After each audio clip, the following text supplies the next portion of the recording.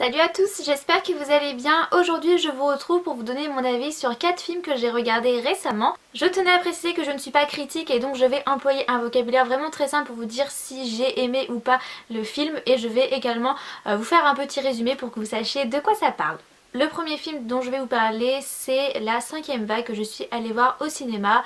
C'était un samedi soir, on savait pas quoi faire, on a vu la bande-annonce de La Cinquième Vague et on s'est dit pourquoi pas, et donc on est allé le voir.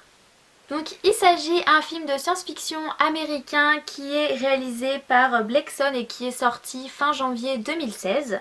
C'est un film qui est destiné aux adolescents et aux jeunes adultes.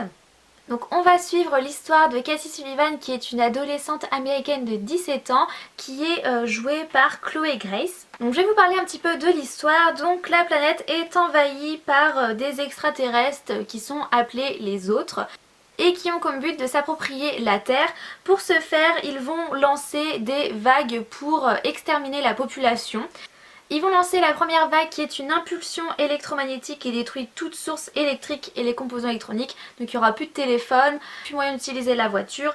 Ensuite la deuxième vague qui est un énorme tsunami qui va tout détruire sur son passage. La troisième vague est une épidémie mondiale type la grippe aviaire. Et la quatrième vague est l'invasion des autres sur Terre. Donc on va arriver en fait au moment de la quatrième vague. On va voir les premières vagues sous forme de flashback et Cassie va nous raconter comment est-ce que ça s'est passé pour elle, pour sa famille et pour la planète. Et ensuite on va arriver à la quatrième vague où là l'histoire va vraiment commencer. Cassie a été séparée de son petit frère Sammy lors d'une opération de l'armée, donc elle va partir à sa recherche et elle va tout faire pour le retrouver. Donc on va suivre son histoire, ce qui va lui arriver, et on va également suivre l'histoire de Sammy, ce que lui va lui arriver. Voilà, je pense que je vous en ai dit assez sur l'histoire du film. Je vous conseille d'aller voir la bande-annonce, vous en saurez plus.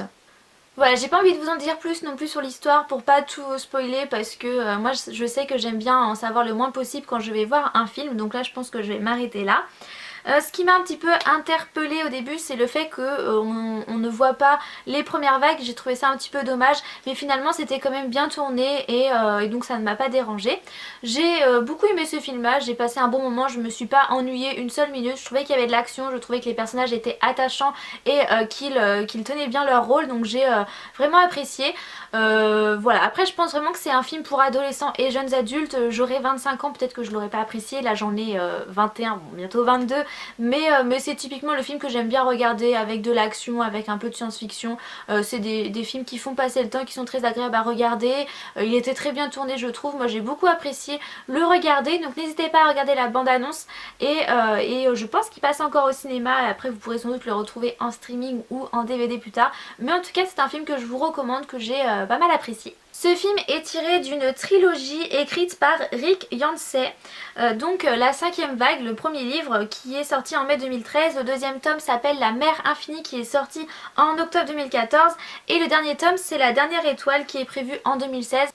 Donc ça laisse à prévoir qu'il va avoir une suite à ce film, et oui, quand on arrive à la fin on voit que clairement il va avoir une suite, hein. Je ne sais pas du tout si la suite est prévue d'être tournée, mais en tout cas c'est tiré d'une trilogie de 3 livres, donc si jamais ça vous plaît vous pouvez lire les livres. Ensuite je suis allée voir Les Tuches 2, le rêve américain au cinéma, parce que mon frère avait envie d'aller le voir. Et Les Tuches 1 sont passés récemment à la télévision, donc j'ai regardé pour pouvoir après aller le voir au cinéma avec mon frère. J'avoue d'ores et déjà que c'est pas vraiment le genre de film dans lequel j'accroche. Donc Les Tuches, c'est une comédie française réalisée par Olivier Barou et c'est sorti en 2011.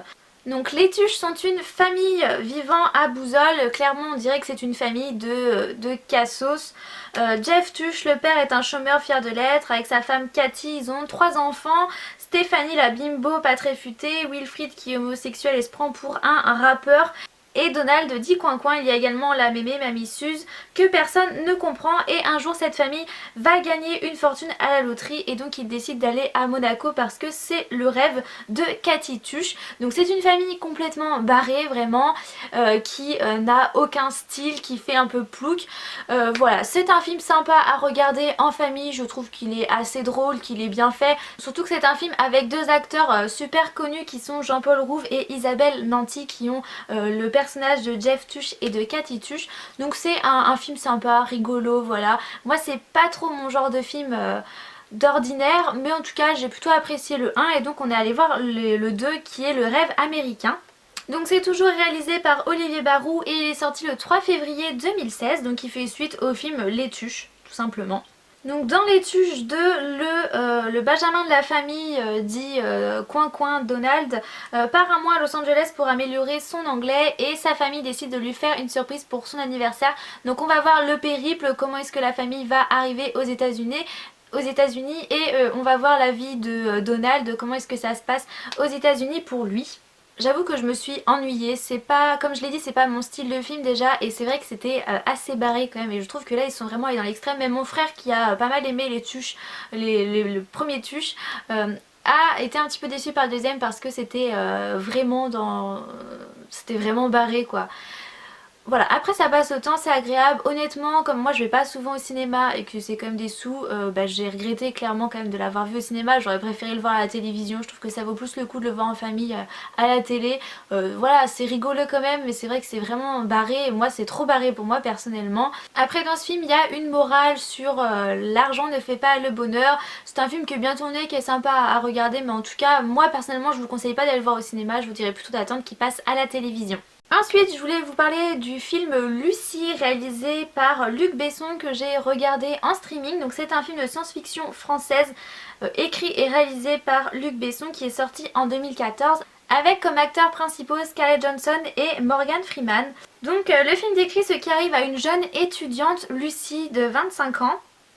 Dès lors qu'elle a par accident absorbé une drogue expérimentale qui déculpe ses capacités cérébrales. Donc je vais pas vous en dire vraiment plus, je viens de regarder la bande-annonce honnêtement pour me remémorer parce que je l'avais pas vue avant de regarder le film. Et honnêtement je vous conseille pas de regarder la bande-annonce parce que ça en dit tellement sur le film que limite après il n'y a même plus besoin de regarder le film.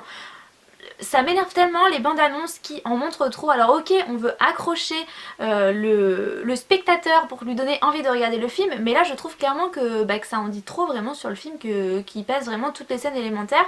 Donc concrètement on va voir comment ça va se passer. En fait Lucie se fait avoir par la mafia coréenne et va servir de mule en fait, mais il va avoir un accident et le sachet de drogue qui est dans son ventre va s'ouvrir et à partir de là on va voir comment ça va se passer pour elle. Je vais pas vous en dire plus parce que c'est un bon film, honnêtement il est très bien tourné, j'ai beaucoup aimé comment est-ce qu'il était fait. Donc on va voir ce qui va arriver à Lucie et à côté de cela on va... À côté de cela, on voit le personnage de Morgan Freeman qui est un professeur qui a étudié sur le cerveau, etc., sur le fait que on n'utilise que 10% de nos capacités et qui en parle en conférence à des élèves. C'est mis en parallèle. Mais voilà, c'est un bon film, je trouve qu'il est bien réalisé, que c'est un film sympa à regarder, il y a de l'action.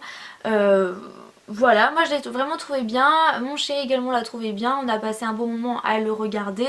La fin est un petit peu surprenante quand même, on pourrait s'attendre peut-être à autre chose. Mais en tout cas, je vous le conseille, il est vraiment très bien, mais je ne vous conseillerais pas forcément de regarder la bande-annonce parce que je trouve que la bande-annonce dévoile tout ce qui se passe dans le film et qu'après, honnêtement, il n'y a plus trop de secrets. Donc voilà, c'est un film qui a bien marché et je le trouve vraiment bien, donc je vous le conseille. Et le dernier film dont je voulais vous parler, il s'agit du film Mustang, qui est un film dramatique germano-franco-turc réalisé par Denise Gamze Erguven, si je ne fais pas de faute, et il est sorti en 2015. On va suivre l'histoire de 5 sœurs orphelines qui sont élevées par leur grand-mère dans un village du nord de la Turquie à 1000 km d'Istanbul. Le dernier jour de la rentrée scolaire, après les cours, elles décident de rentrer par la plage et elles vont jouer dans l'eau avec des garçons. Elles vont monter sur leurs épaules et elles vont jouer à se faire tomber dans l'eau. Malheureusement, les ragots du village les précèdent chez elles et leur jeu innocent a été jugé obscène. Dès lors, l'oncle Errol va vouloir prendre en main leur éducation parce qu'il va juger que leur grand-mère, donc sa mère, leur a laissé trop de liberté. Et donc on va suivre ces 5 jeunes filles dans leur vie. L'oncle Errol est très à cheval sur un patriarcat qui se drape de traditions, de morale et de religion. Donc patriarcat, qu'est-ce que c'est ? C'est une forme d'organisation sociale et juridique fondée sur la détention de l'autorité par les hommes. Je vous donne une définition comme ça. C'est un film vraiment intéressant qui est très bien fait. Je tenais à dire qu'il est sous-titré, mais il n'y a pas énormément de dialogue en fait, ça se passe beaucoup par les images et donc du coup on a largement le temps de lire à chaque fois, de lire les sous-titres parce qu'il n'y a pas une quantité de dialogue affolante et donc on a bien le temps de lire et d'apprécier le film et donc du coup ça ne dérange absolument pas les sous-titres. Donc on voit comment ça va se passer pour elles, en fait elles vont être éduquées à être de bonnes femmes en fait et elles vont se faire marier les unes après les autres. J'en dis pas plus, n'hésitez pas à aller voir la bande annonce qui elle n'en dit pas trop, elle est vraiment bien faite et elle donne vraiment envie de regarder le film. C'est un film qui fait beaucoup réfléchir sur la condition des femmes dans les autres pays mais en tout cas j'ai beaucoup aimé comment il était tourné, ça prend vraiment au corps, les personnages sont vraiment super, les jeunes filles sont magnifiques avec leurs chevelures, leurs cheveux super longs et je trouve que c'est un film qui vaut le coup d'être regardé, qui fait réfléchir, qui est très bien tourné. En plus de ça, ça se finit plutôt bien. J'aime bien quand ça se finit assez bien. Mais je vous conseille vraiment de le regarder, il était vraiment super. Au niveau des jeunes filles, on a Sonnet, Selma, Essay, Nur et Lalé, si je ne dis pas de bêtises. J'aime beaucoup ces prénoms, je trouve qu'ils sont vraiment mignons. Donc c'est un film qui a été choisi pour représenter la France dans la course à l'Oscar 2016 du meilleur film en langue étrangère. Donc voilà, c'est quelque chose on va en entendre parler encore cette année. Mais en tout cas c'est un film qui fait réfléchir sur la condition des femmes en Turquie, sachant qu'en plus la Turquie est un des premiers pays à avoir autorisé le droit de vote des femmes, chose que je ne savais pas, ce que m'a appris ce film parce que je me suis documentée après. Donc voilà, on voit un petit peu les contradictions du fait que c'est un pays évolué qui a accordé, qui est un des premiers à avoir accordé le droit de vote aux femmes, mais que c'est un pays actuellement qui est en train de revenir sur des droits qui ont été acquis comme le droit à l'avortement et là ils sont en train de revenir là-dessus. Voilà, ça c'est des choses dont j'ai appris en allant m'informer un peu après sur la Turquie, mais en tout cas c'est un très bon film qui fait réfléchir et je vous le recommande vraiment. Voilà, j'espère que cette vidéo vous aura plu. Je suis désolée, je suis pas extrêmement douée pour donner mon avis sur des films. Je pense que c'est une vidéo que je referai, je trouve ça assez intéressant et c'est des vidéos que j'aime bien voir chez les autres youtubeurs, youtubeuses. N'hésitez pas à me dire en commentaire quels films vous avez vu récemment et quels sont vos films préférés. Je vous fais plein de gros bisous et je vous dis à très bientôt dans une prochaine vidéo.